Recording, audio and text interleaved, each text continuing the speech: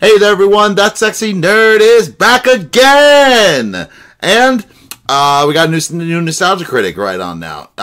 What is he doing? He is doing Liar Liar. So you know, I guess it's not going to be that popular with you guys because apparently you guys are not watching enough of my Jim Carrey videos. Huh? Really? How is it that you all we all have similar interests except for our love for Jim Carrey? Oh, that's just not a good thing, guys. If you guys are missing out on our Jim Carrey stuff, I've got a couple of videos. I got The Mask, I got The Truman Show, and now I have this. Woohoo! Number 3 all the way. But yeah,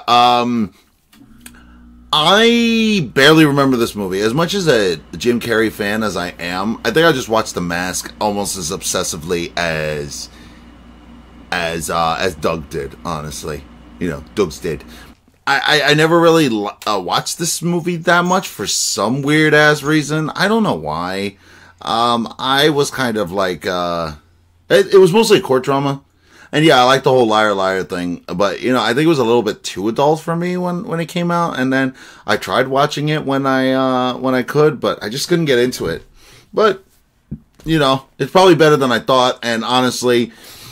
I might even do a reaction to it for the video. I mean, for the channel. So let me know if you want me to watch it. Maybe I'll watch it with my nephew. But he probably won't like it either. But anyway, let's just see what happens in the review. And remember, please, smash that like button if you want to see more sexy and nerdy content. And subscribe if you think I deserve it. And let's do this thing, y'all. I don't know. I guess I'm on a Jim Carrey kick for some reason. I know, yeah. Now you're saying that? Boy. He's timing this, isn't it? Because he literally said the same thing last year when he was doing the Shrek movies. He does Mike Myers, and then he's like, I don't know. I guess I'm on a Mike Myers kick now, huh?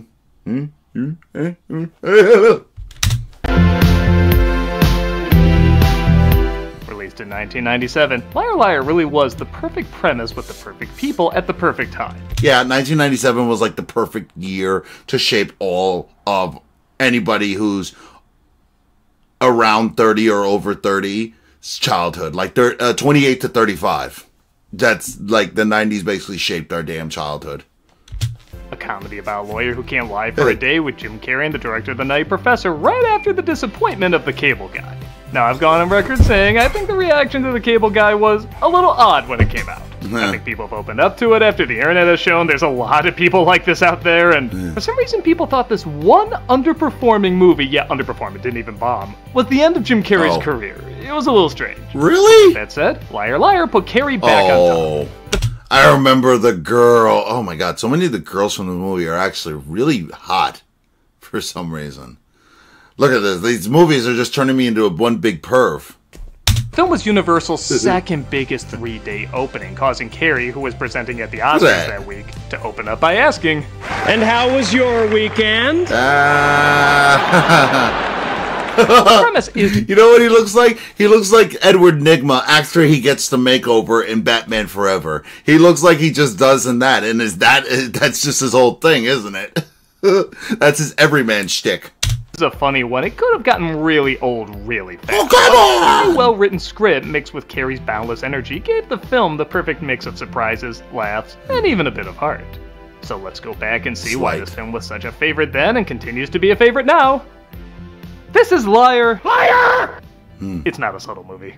No. As the credits roll, we open this 90s PG-13 comedy about a broken family the way every 90s PG-13 comedy about a broken family opens.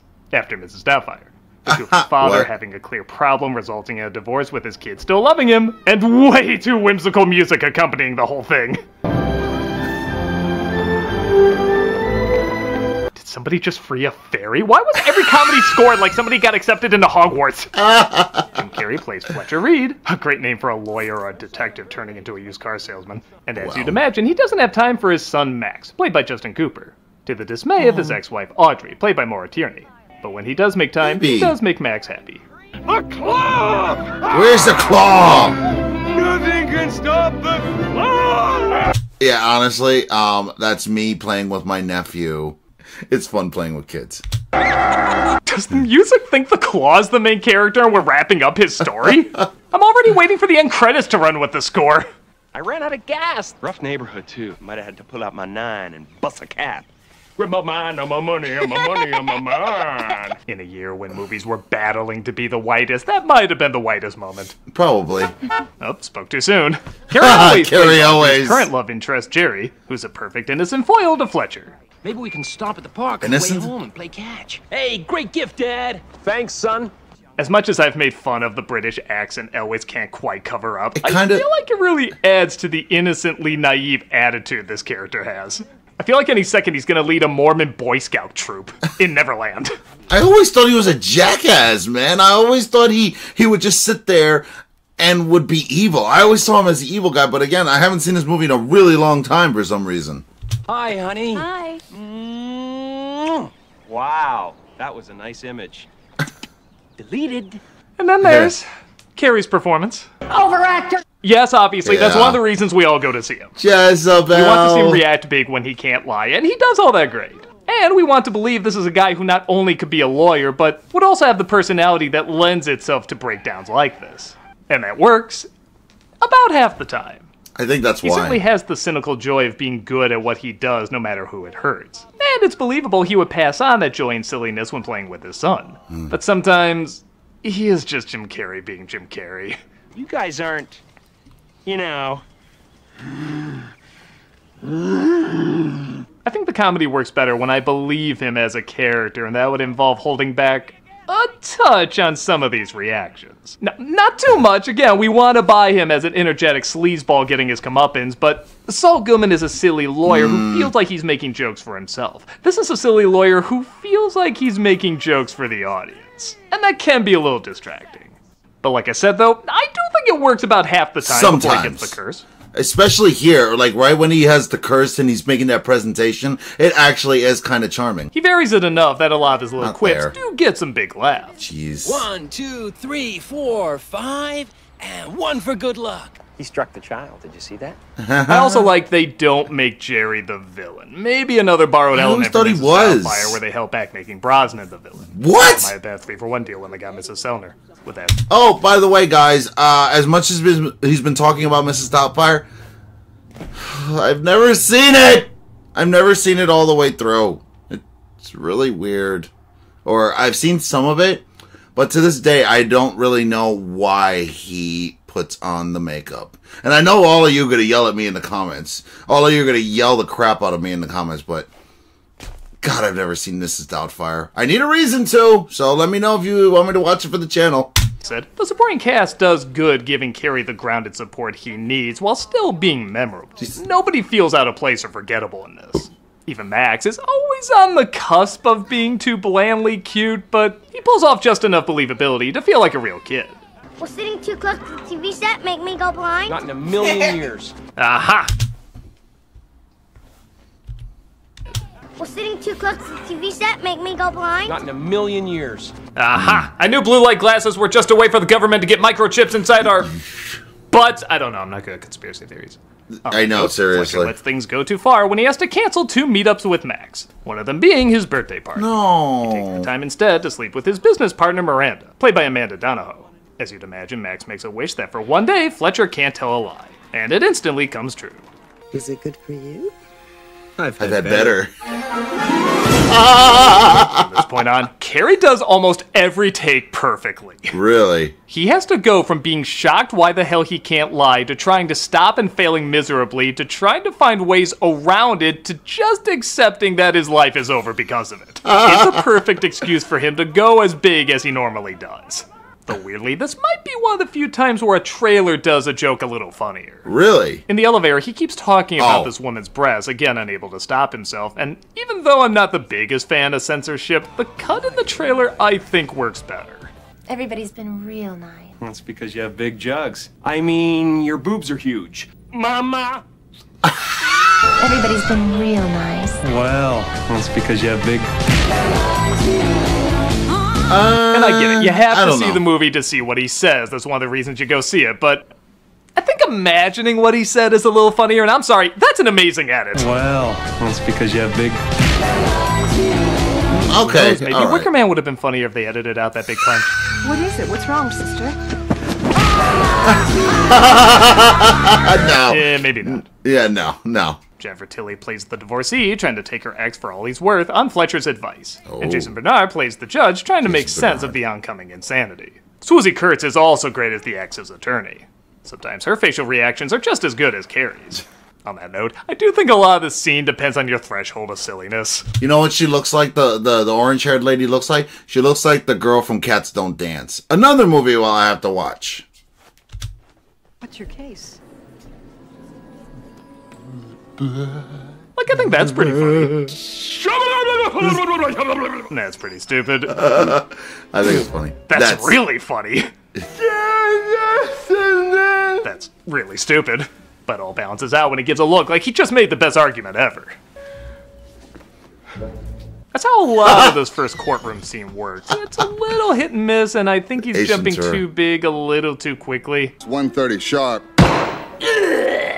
But then the little touches like him hinting at the court reporter not to type what he mutters is pure gold. The Honorable Judge Marshall Stevens. Honorable. Get used to seeing a lot of that at the Trump trials. He gets to his office. It's crazy funny, crazy fast as he tries to tell the simple lie of saying the pen is blue when it's red. The color of this pen is When he demands his hand to write it, his hand actually turns on him and literally spells the truth all over his face. Blue. I have no problem believing that hand is alive and pissed at Carrie. Yeah, and also cousins with the hand from Evil Dead. I love wondering how this curse works where his hand is given a mind of its own. Stop it! I know that hand doesn't have eyes, but it has eyes. Panicking, he Damn it! Audrey, only to discover Jerry has asked her to move to Boston with him. And they're leaving that night. Yeah, did I mention a lot happens in this 24 hours? You can't move to Boston, I'll never see Max. Then you'll have pretty much the same relationship you have with him now, won't you? That's a really good line. Yeah. Most of the movie has a good tempo from this point on. It's very rare a joke doesn't work. Carrie gives just the right reactions, going absolutely insane while having to answer absolutely any question asked of him, even if it's rhetorical. What's your problem, schmuck? I'm an inconsiderate prick! Even the music I was kind of mocking earlier adds a playful energy that elevates the more hyper moments. God, I gotta watch this movie again. It's really 90s. Also, I feel like this moment sums up why there's a lot of big lawsuits in America, but not quite as many small lawsuits as you would think. If I take it to small claims court, it'll just drain 8 hours out of my life, and you probably won't show up. And if I finally got the judgment, you just stiff me anyway. But God help you if I find a faded kabuki mask under a bridge. What? I didn't know that. I thought all you had to do is go to small claims court. You had to you go there, and if they don't show up, you're automatically awarded the case. Please, someone tell me if that's true, because I really hope things have changed since the 90s. The heartfelt scenes also really work. When Fletcher explains his absence, realizing he's incapable of making up any more excuses, he tells the truth to himself as well as to Audrey. I'm a bad father. Oh. I mean... That's not a bad little bit of dramatic acting. It is. It doesn't have to be over-explained. It's all gotten across with just the emotion on his face. It would have been so easy for Carrie to majestic it up and play that bigger, but he finds just the right balance there. Enough to make up for this weird line when he promises to show up tonight or her and Max are going to Boston. If I don't show up, I'll pack you myself. I will lovingly wrap your knickknacks with bubble paper. I hope so. Wait, what? Part, that line really should have been reworked. Before she goes, she reveals what Max wished for, causing Fletcher to finally put 2 and 2 together. Oh my God, that's it.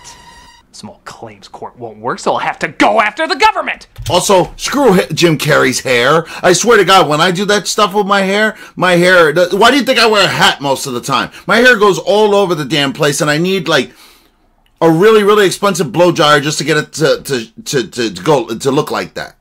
Bullshit. Bullshit. As a celebrity, that's what I'm used to doing. Oh. Fletcher visits Max in school. I do not like them, Sam I am. I do not like green eggs and ham. Dude, the kid's 8. Shouldn't he be horrified by Roald Dahl by this point? Or is that like the only book not banned now?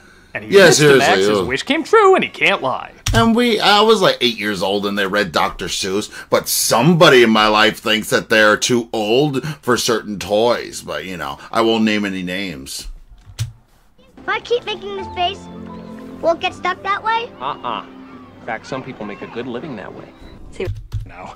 And he admits to Max his wish came true and he can't lie. If I keep making this base, won't get stuck that way? In fact, some people make a good living that way.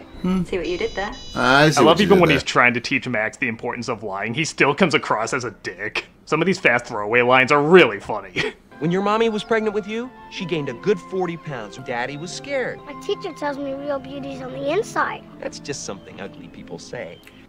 I do miss 90s writing sometimes.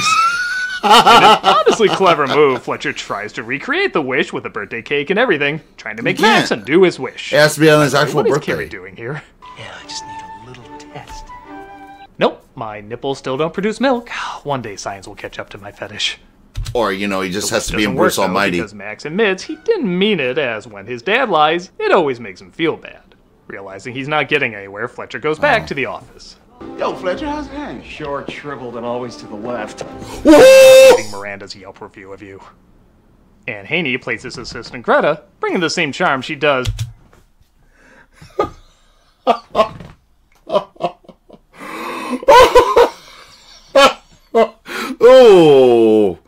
Oh, God. Oh, that's terrible. To basically any role she's in.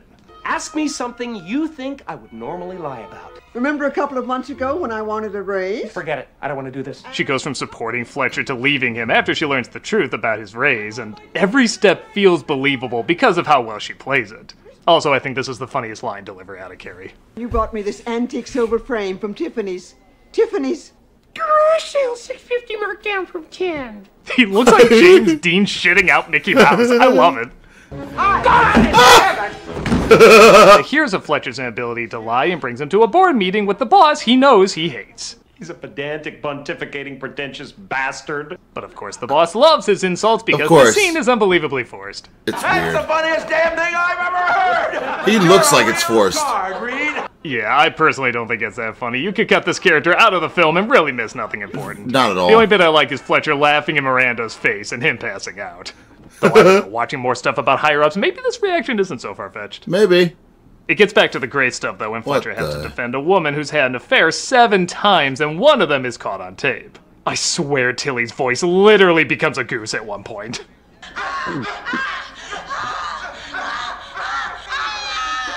You get the rocks off for Boris from Balto, man!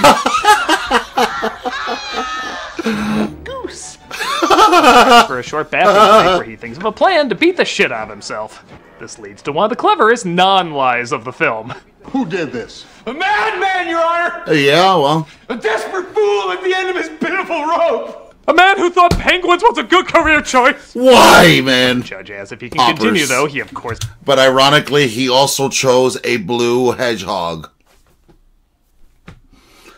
Some silly things can make money, people. Has to say yes, and the trial is back on.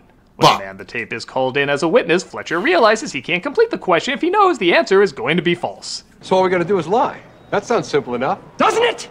It's as easy as not making a cartoon out of my movies, which at the time was trickier than it sounds. Yeah, seriously. He takes the stand and things immediately start to go wrong.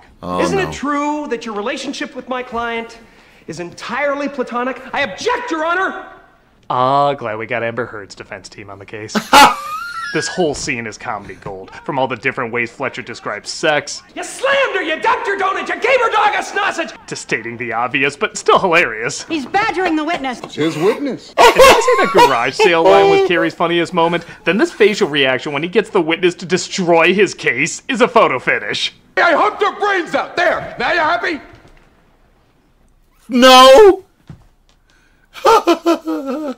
It's that little smirk he has for a moment, like even he realizes how funny this all is. But it's dragged back to reality when he puts together his career is over. Also, Jason Bernard's line read here is so perfect. Okay. Do I dare ask you to call your next witness? I truly believe this movie wouldn't have worked half as good as it did if the supporting cast wasn't as top-notch as it is. Very true. What's the difference between a Oh, this is service actually animal very and funny. an emotional support pet? Well, a service animal has... I am not going to end up a 31-year-old divorcee on welfare because my scumbag attorney had a sudden attack of conscience. When Fletcher discovers his client's real age, though, it turns out she lied about it to get married, which made her a minor. She was only 17 when she got married, and in the great state of California, no minor can enter into any legal contract without parental consent. That makes the affairs irrelevant, and technically the ex-husband, it's best not to think about it. I didn't know she was underage. The case is a success, but Fletcher's client wants custody of the kids too, despite the ex-husband clearly being the better parent. She does this inspired by what Fletcher said earlier. God's sake, will you give me those? They're mine. Let go of Daddy. Let go of him. Don't you have some checks to write? You're kind of funny in a movie that tries to give every happy ending possible. This family is basically destroyed because of Fletcher. You know, that happens for the American dad every single day in this country. On the one hand, I like not everything is wrapped up in a perfect package, but it almost is, so this does feel a little out of place. This man is a good father, and children are not leverage! Fletcher makes a big scene out of what he's done, resulting in him getting thrown in jail. Why? Missing his meetup with Max. Also, am I crazy, or is that the guy who broke out in the opening? Judging by the trailer, I think he had a bigger role in this. Aww. Greta! Have you been sexually molested yet? Because I could circle the block. This movie's a bit ewier than I remember. She bails him out after hearing about his change of heart, and he rushes to stop his family from going to Boston. I love my son!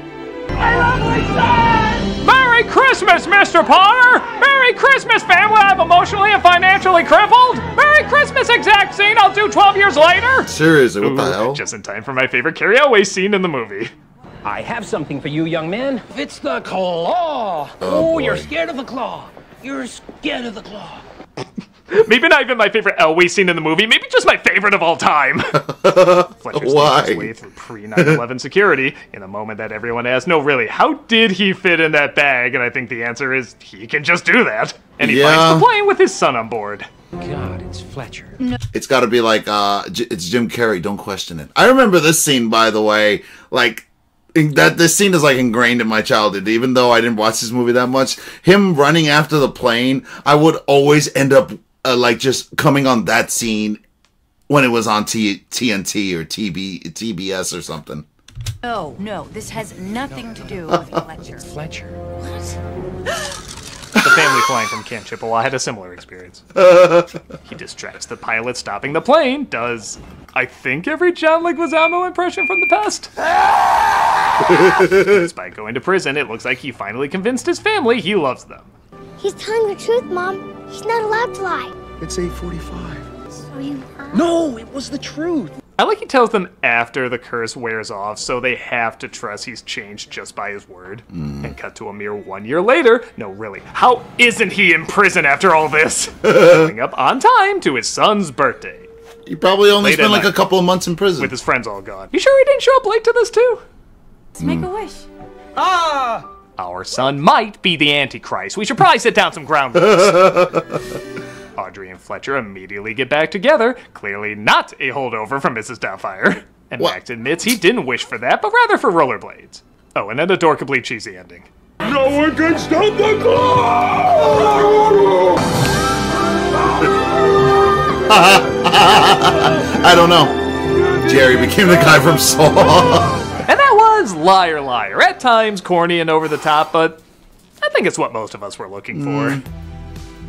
Had it just been big reactions and family sitcom moments, the movie wouldn't have worked. But the writing is incredibly funny, with a lot of great one-liners, and the acting is all memorable and on point. Any moments that don't work don't really ruin anything, which is impressive for a film that's trying to go so over the top, yet also be so sentimental. Carrie's energy stops what should be a one-note joke from getting old. Oh, and the yeah! inventiveness and the different problems he encounters, as well as the solutions he comes up with, result in a pretty decent comedy. It's a lot of fun, with a lot of laughs, and just the right amount of 90s cheese. Yeah. Insert, and that's no lie joke here. With Family Matters closing credits. I'm a nostalgia critic guy, remember? So you don't have to. Oh, the claw! Oh, you're scared of the claw. Just the claw. Like, imagine if the character... Is he the guy from Saw? Is he playing the guy from Saw? Yo, listen, all they could have done is just had a passing comment with him going, man, I almost was married once.